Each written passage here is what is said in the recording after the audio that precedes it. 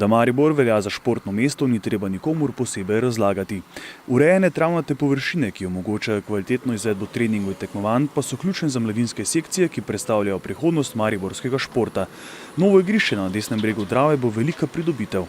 Igrišče se definitivno gradi predvsem za nogometaše v športnem parku Tabor, se pravi za ta desni breg Drave. Tukaj trenira namreč blizu 400 otrok, se pravi otrok, mladostnikov in punc, žensk že tudi, konec koncev, tako da definitivno s tem bo velika pridobitev zaradi same kvalitete treningov.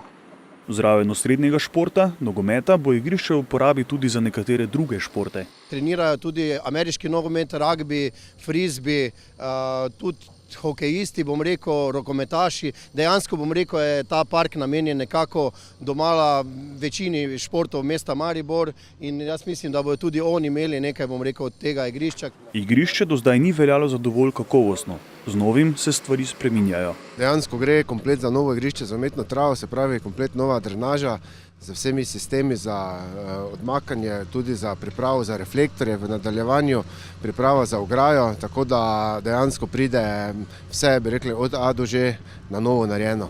Treningi po zimi in kakovostni pogoji čez vso leto, to sta dve najbolj pomembni pridobitvi, ki se uvajata z igriščem.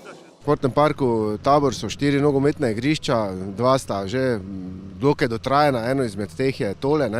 Zdaj predvsem glede na to, da so vsa travnate površine, je največji problem trening čez celo leto in tudi med letom, ko je deževna sezona, spomladi, v jeseni in dodatno se igrišča uničujejo. S to pridobitvijo bomo lahko v tem času otroke in vse, ki trenirajo tukaj, predvsem preusmerili na umetno travo, s tem bomo zadržali boljšo kvaliteto naravne trave, na kateri potem tudi vadijo in tudi potekajo vsa tekmovanja. Pomembni pa so kakovostni pogoji tako po zimi, kot pa tudi poleti.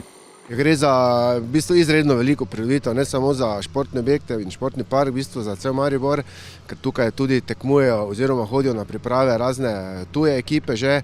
Pomanjkanje tega igrišča se je izredno poznalo tudi v poletni sezoni, ker so druga igrišča bila ravno zaradi tega, kar sem prej omenil, že uničena. Kljub novi pridobitvi, ki se je veselijo športniki raznolikih disciplin, pa je v Mariboru, kar se tiče infrastrukture, treba postoriti še kar nekaj. Pomanjka je tu še potem nadgradnja infrastrukture od tribune na glavnem igrišču, nogometnih garderob, ampak vse je nekaj v toku priprave in mislim, da v naslednjih letih parih tudi to zgrajeno. Ob nogometnem klubu Maribor Tabor bodo z novim igriščem z umetno travo veliko pridobila tudi ostala športna društva. Ureditev igrišča in potrebne infrastrukture bo stala približno 470 000 evrov, dela, ki se je pričela prejšnji teden, pa naj bi bila predvidoma zaključena do konca aprila tega leta.